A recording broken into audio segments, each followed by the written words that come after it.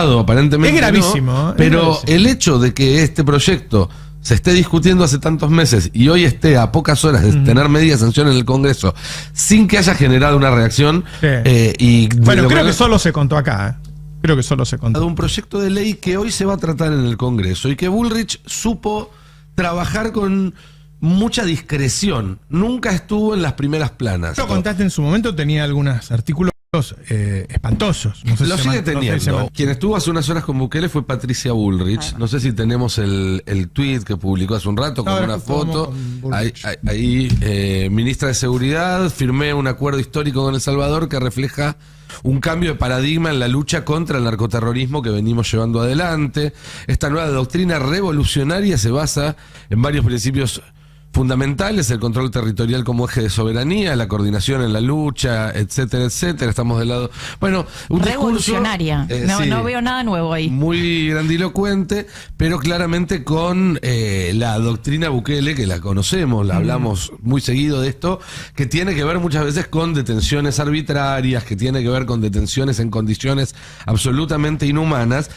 Y esto está estrechamente vinculado a un proyecto de ley que hoy se va a tratar en el Congreso y que Bullrich supo trabajar con mucha discreción. Nunca estuvo en las primeras planas. Acá en el PASE lo venimos contando desde que ingresó al Congreso. Lo conté yo el día que tomó estado parlamentario, habrá sido hace 5 o 6 meses, que es el proyecto de ley antimafia. Ella lo anunció en una conferencia de prensa con Petri, pero después no volvió a discutirse en sociedad, sino que fue discutiéndose entre la Libertad Avanza y sus aliados y está en condiciones de ser aprobado esta tarde, también escondido, entre comillas, detrás de un proyecto de perfil mucho más alto, que es el de boleta única, que se va a discutir en la misma sesión y del cual en un rato, si querés, podemos hablar un rato. Cuando vos lo contaste en su momento, tenía algunos artículos espantosos. No sé lo sigue teniendo. Hubo algunos cambios que moderaron un poco el carácter autoritario de este proyecto, porque es un proyecto que, escondido en una supuesta lucha contra el crimen organizado, en realidad lo que busca es darle herramientas a las fuerzas de seguridad para la persecución política, en una vinculación entre crimen organizado y oposición que este gobierno, desde lo dialéctico, desde lo verbal, viene haciendo permanentemente. Recordemos que la detención de 36 personas en la Plaza del Congreso el día que se votó la ley de bases se disparó después de un tuit de Milei llamando intento de golpe de Estado a lo que estaba sucediendo. Y entre los artículos que van a ser tratados y probablemente aprobados hoy por la Cámara de Diputados, falta luego que pase por el Senado, vamos a repasar en particular 4, que son los más alarmantes para mí, y que vienen desde el proyecto original. Quienes vienen escuchando el pase no los va a llamar la atención porque ya los conocen, sí quizás que estén a punto de aprobarse en una cámara sin que se haya discutido tanto. Vamos a empezar entonces con la primera placa. Esto es en el marco de una zona especial de investigación, que sería un área donde, a pedido del Ministerio de Seguridad o de un fiscal y por orden de un juez, se suspenden ciertas garantías durante un tiempo, y dentro de esa zona especial de investigación se va a poder detener a una persona hasta por 48 horas por una averiguación por la comisión de los delitos, con autorización del Ministerio Público Fiscal y dando aviso a la autoridad judicial competente. Es decir, ya no necesitas una orden de un juez. Hasta ahora el fiscal decía, hay que detener a esta persona, el juez le decía, sí o no. Él dice dando aviso, dice el artículo. Solamente hay que dar aviso. Mirá que lo metí en cana. Y cuando la investigación sea compleja a causa de la pluralidad de hechos, del elevado número de detenidos o víctimas, como podría pasar en una manifestación, o por tratarse de casos de delincuencia transnacional, la detención tendrá una duración máxima de 15 días, prorrogables por igual término mediante autorización judicial. El juez aparece recién después de 2 semanas para dar esa autorización. Vos fíjate que la primera parte, quedate en la primera parte, dice si son muchos, del elevado número de detenidos. O sea, si son muchos, te puedo dejar 15 días sin orden del juez. 36 detenidos, por ejemplo, son muchos. Para volver al ejemplo de algo que ya sabemos que sucedió en el tratamiento. O sea, es la criminalización de la protesta ahora por ley. Ahora por ley. Y además a pedido del Ministerio de Seguridad y del Ministerio Público Fiscal. En otro inciso del mismo artículo, donde establecen estas excepciones que se pueden llevar a cabo en la zona de investigación especial, dice, con previa orden judicial, acá esto se lo agregaron porque el proyecto original no lo tenía, es parte de lo que cambió, realizar allanamientos sobre domicilios de un área determinada o sobre domicilios que surjan vinculados a otros, el famoso allanamiento en cadena. Llegás a un lugar con orden del juez en el caso original, pero encontrás una prueba en ese primer lugar y te permite encadenar otros allanamientos ya sin una orden ya del juez. no había una orden. Exactamente. Bueno, con los milicos te encontraban una libretita con nombres y qué sé yo, y iban y se lo llevaban a todos. En el último caso, ante la urgencia, los allanamientos podrán ser utilizados por el Ministerio Público Fiscal por cualquier medio. Es decir, un llamado al fiscal que le diga, vos metele, sin dejar nada por escrito. ¿Cómo? Sin dejar la firma registrada. La aclaración de por cualquier medio, yo entiendo que se refiere a eso, porque si no, no lo aclararían, digamos. Dando inmediata noticia a la autoridad judicial competente que emitió la orden original. De nuevo, hay que avisarle al juez, pero no esperar a que el juez responda si te autoriza o no. Pasemos al inciso siguiente. Yo lo mezclo con lo de las listas negras de los periodistas, ¿no? Y bueno, es que es inevitable. Nos van a llevar a nosotros, claro. Y por lo menos vas a aparecer en una lista, en un cuaderno, van a hacer un allanamiento y van a encontrar una libreta donde estaba tu domicilio, entonces van a ir directamente a tu domicilio y te van a allanar. Así es. Y sigue empeorando esto, porque también permite, dentro de esta zona de investigación especial, interceptar llamados telefónicos, mensajería de redes sociales, plataformas virtuales y otras formas de comunicación con orden de la autoridad judicial competente y mediante los sistemas que prevé la ley. Hasta ahí, en realidad no habría ninguna novedad, porque eso es algo que ya se podría hacer. Sí. Pero ¿qué pasa? Si la urgencia lo justificare, con el fin de no malograr una pesquisa, se podrá continuar la cadena de interceptaciones que surjan de las comunicaciones previamente interceptadas con autorización del Ministerio Público Fiscal y dando noticia inmediata a la autoridad judicial competente. Es decir, que por 24 horas van a poder, con la autorización de un juez de pinchar un teléfono, pincharle después a todos aquellos con quien esa persona se comunique, con quien tenga un mensaje en el teléfono, etcétera, etcétera, etcétera. Ahora, ¿tendrán los equipos para hacerlo? Porque lo dejaron 100 millones de... Porque si no se tienen, se compran. Sí, bueno, pero para eso era el presupuesto de la CIFRA. Y esto no necesariamente.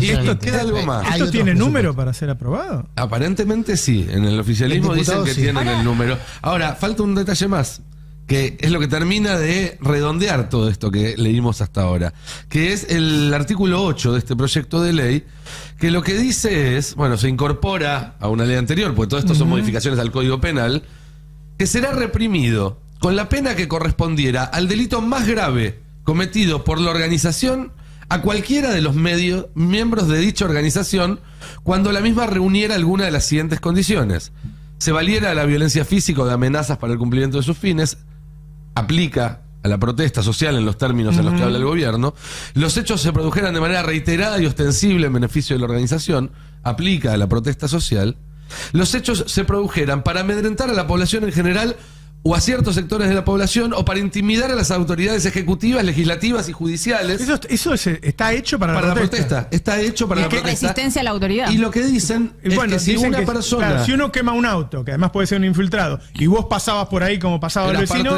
te pueden dar 5 años de cárcel. Adentro. O si alguien de una organización o que le asignan la militancia en una organización social o política o en un sindicato comete un delito, todos los miembros de esa organización van a poder ser acusados. Eso es inconstitucional. Absolutamente, porque va en contra del derecho penal. Claro, yo me tengo que hacer cargo del delito que hizo otro. Exactamente. Por suerte la Corte seguramente va a fallar rápidamente después de que salga la claro. Sí, en principio los números están en diputados. No así por ahora en el Senado, aparentemente. Es gravísimo. Pero el hecho de que este proyecto se esté discutiendo hace tantos meses y hoy esté a pocas horas de tener media sanción en el Congreso sin que haya generado una reacción. Bueno, creo que solo se contó acá. Ha salido alguna otra nota, pero no he visto dirigentes políticos, dirigentes sindicales, de organizaciones sociales. Es lo que venimos diciendo, te tiran 70 cosas encima y vos atajás. En este momento por ejemplo, se está atajando universidades y mientras tanto ya te meten aerolíneas y en el medio te meten esta ley porque te metieron boleta única y porque a los partidos políticos les importa más con el tema esas boleta cosas única. mire bien, Adrián. Sí, claro, es un gobierno gobernando con un sentido que a mí me disgusta, me preocupa, me agrede, pero es un gobierno gobernando. Lo que pasa es que estábamos desacostumbrados. El tema es, y lo asocio a lo de Bukele, muchos de estos artículos están copiados del estado de excepción que Bukele impuso y fue su gran caballito de batalla, literal. fue el estado de excepción lo que le permitió a Bukele llevar adelante eso que se escenificó con el tema de las cárceles. En su momento, los videoclips de las cárceles, ¿recuerdan? Bueno, esa fue... Que acá trataron de imitarlo con pésimos resultados. En Rosario. Es parte de la escenificación que le permitió a Bukele, atención con este dato, hay 6 artículos de la Constitución de El Salvador, 6 artículos, que prohíben la reelección. 6. Hay un artículo cuya interpretación impuso Bukele a la justicia salvadoreña que le permitió la reelección. Que no es un artículo taxativo, es la interpretación de un artículo respecto a la necesidad de continuar con políticas públicas. Pero hay 6 artículos que taxativamente prohíben la reelección. Bukele fue reelecto por más del 80% y tiene la totalidad del Congreso de El Salvador. Esto digo porque en general hay mucha gente que se llena la boca con las leyes, la Constitución lo prohíbe. Todo falopa, muchachos. Esto es América Latina, no es Suecia, no es Dinamarca. Pero muy interesante. ¿Cómo logra hacer Bukele eso? Desarticuló completamente la oposición. La oposición en términos no solamente institucionales. por eso, porque el apoyo popular. Pero ni hablar, pero es la derecha popular que es la que busca recrear mi ley en lo que digo es lo que vos Argentina. venimos diciendo. Si vos no empezás a confrontar, a frenar, a limitar los daños temprano, después, cuando te pasan por encima. Yo digo que la convivencia social y la democracia es algo muy importante para dejarla en manos de los jueces, muchachos, seamos serios. Claro. El sistema de injusticia que rige en América Latina no puede ser el delegado. Mirá cuántas veces hoy hablamos de la justicia operando activamente en beneficio de sectores concentrados, de las operaciones el escándalo políticas. del polista que mató a una persona de calle y no tuvo ninguna pena. Bueno, por eso, ¿cuál es la primera medida? Por eso estoy hilando varias de las cosas que se hablaron acá. ¿Cuál es la primera medida de Sheinbaum? Una reforma judicial. No hay posibilidad de una convivencia social progresista, es decir, que incorpore. Pero Cristina lo quiso hacer. Y Cristina lo quiso hacer y la propia justicia se lo volteó y no logró el apoyo popular que revirtiera ese estado de injusticia. Ahora, perdón, una cosita. México logra hacer eso porque sacó a 10 millones de personas de la pobreza. No, por otra cosa más que no te quise interrumpir antes, pero es 5% menos de pobres, 10 millones menos de pobres, pero además estabilidad económica, eliminó la inflación, pero no es cosa menor, porque acá hay gente que reivindica la inflación todavía. Claro. Eliminó la inflación. Pero no me hagas. Es que no se puede sacar a 10 millones de la pobreza. No podemos bajar 5 puntos con inflación. En el campo popular hay gente que dice que la inflación está bien, muchachos. Terminemos de discutir lo obvio. Está mal la inflación. Por lo menos nunca fue una prioridad del peronismo. Por eso es un problema la inflación. AMLO, es un presidente que evidentemente tiene características de estadista, dijo, hay que domar la inflación para sacar gente de la pobreza y reevaluó el peso. Cosa que también acá vos lo ponés a discusión en el campo popular y dicen, porque el tipo de... reevaluó el peso.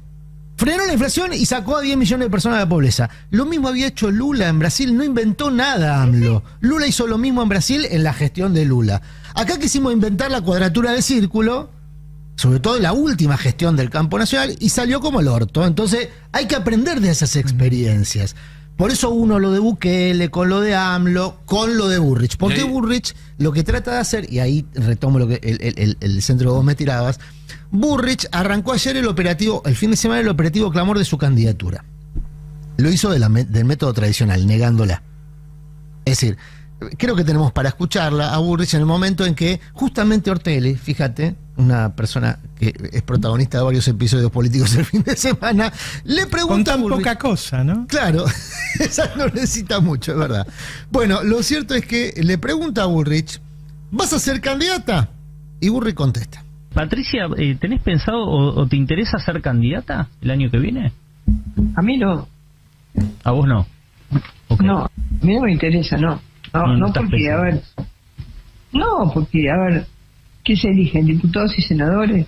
Yo ya he sido diputada, senadora no fui nunca, pero no es un tema del cargo que tenés, sino la responsabilidad que yo tengo ahora. Entonces, una responsabilidad ejecutiva es muy importante en relación a una responsabilidad legislativa, que por supuesto es importante, pero es distinto. En cuanto a ahí le baja el precio a la está diciendo no me vengan a buscar el año que viene, sino me van a dar la candidatura en el 27. Exactamente, lo que ella está diciendo es yo soy candidata solo si después El paso siguiente es la candidatura a jefa de gobierno de la ciudad. A mí me dicen que ella no quiere ser jefa de gabinete, que ya se lo han dicho, porque siente que junta más votos como ministra de Seguridad que como jefa de Sin gabinete. duda, por eso el proyecto que Déjame está... agregarte un dato más. Si ella ¿por qué quiere ser jefa de gobierno de la ciudad en el 27? Porque en el 31 cuando terminaría el segundo mandato de Milei, en caso de que las cosas les vayan bien, bueno, entraría desde ese lugar en la discusión por la sucesión. Y aparte que es lo que Bullrich piensa, digamos, tendría 80 años. Bueno. Sí, bueno, igual. Para mí hablar del 31 es hablar de ciencia ficción, pero del 27 también. Del 27 bastante. El 25 ya empieza a tener una fisonomía. Si hoy se vota boleta única, la fisonomía que vamos a tener electoral el año que viene es absolutamente exótica, es inédita para la Argentina y puede modificar el estado de cosas tal como la conocemos en el último siglo. Por lo menos desde el punto de vista del dispositivo electoral, que puede gravitar sobre la representación política, el sistema de partidos tal como lo conocemos. Es una cuestión técnica, no tenemos tiempo ahora para abordarlo, pero lo vamos a hacer seguramente si es que hoy se termina aprobando boleta única tal como vino en el Senado, y la modificación que se le incluyó en el Senado es la que impide justamente tildar boleta completa. Eso es lo disruptivo. Porque eso es lo que permite, por un lado, la fragmentación de la propuesta, y por otro, emancipar las elecciones locales de las elecciones nacionales. Eso cambia todo, ¿eh?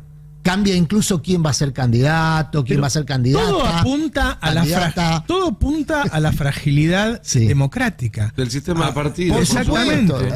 Es lo que vimos en cada vez más empoderado el sector privado, concentrado, y una democracia sin poder. Ahora, un Estado chiquito y fragmentado. Bullrich entonces arranca el operativo Clamor pensando en el operativo Clamor que le pidan públicamente la candidatura y que ella pueda poner condiciones para esa candidatura. ¿Cuál es la condición que ya empezó a orejear? Bueno, que sea la candidata a jefa de gobierno nacional en el 2027. Todo eso es un desafío para Mauricio Macri, que lo lleva a Macri a la situación más incómoda que tiene en el horizonte, que es ser candidato con la posibilidad de perder frente a una pupila suya. Así es. Es lo peor que le podría ocurrir a Macri pensando en su propio futuro político. Y sobre todo que la desafía en el territorio originario del PRO. Te digo más, si Macri no juega ese partido, también pierde. Porque todos sabemos que él tiene que ir a jugarlo ese partido. Si vos te desafían y no vas, igual perdés poder. Por eso esto se hace, creo yo, esta es mi interpretación, para que Milei logre finalmente un armisticio con Macri, que es, no va Bullrich, no va Macri, hay una especie de acuerdo tácito en presentar candidatos que no se saquen chispas y que no representen un desafío para la gestión en la ciudad. Hoy ese acuerdo está lejos porque la última reunión que hubo en Casa Rosada con diputados del PRO vienen siendo bastante frecuentes esas reuniones, no terminó bien en el medio de recriminaciones, sobre todo por cuestiones de política porteña, porque de nuevo, a Macri lo que le interesa, antes que casi cualquier otra cosa, es la caja de la Ciudad de Buenos Aires, que ha sido desde el primer momento de su carrera política el motor que lo hizo funcionar y el combustible para ese motor. Ahí entonces cierro con esto. Y lo uno a lo que veníamos conversando de un Axel yendo justamente a validar su rol de representación opositora en escenarios internacionales. Lo hizo con Lula en Brasil, lo hizo estos días en la asunción de Sheinbaum. El nuevo dispositivo electoral va a requerir de una representación política que agrupe a aquellos que van a estar en el cuarto oscuro dispersos. Eso es muy importante, porque eso cambia todo. ¿Por qué digo que cambia todo? Si la provincia de Buenos Aires adhiere a la boleta única, reformula la discusión por la lapicera. Todo lo que estuvimos conversando todo este tiempo respecto a quién tiene la lapicera para el año que viene. Bueno, si hay boleta única en provincia de Buenos Aires para no desacoplar el sistema electoral del sistema nacional, cambia el sistema de la lapicera. Si hay boleta papel, cuando vos vayas al cuarto oscuro, quien esté en la boleta única nacional, que suele ser la figura más convocante, no va a gravitar sobre las elecciones locales. Claro. Se vota por separado, en urnas separadas. Se vota en fechas separadas. La otra es, si se vota en fechas separadas, ahí lo de Axel siendo referente de la oposición en provincia de Buenos Aires adquiere un valor político relevante, porque puede celebrar el triunfo del peronismo en términos locales y desentenderse de lo que pasa en Nación. Claro. Ahí el lío lo tienen. Yo gané. Ahí el lío lo van a tener quienes aspiren a ser referentes nacionales en esa elección.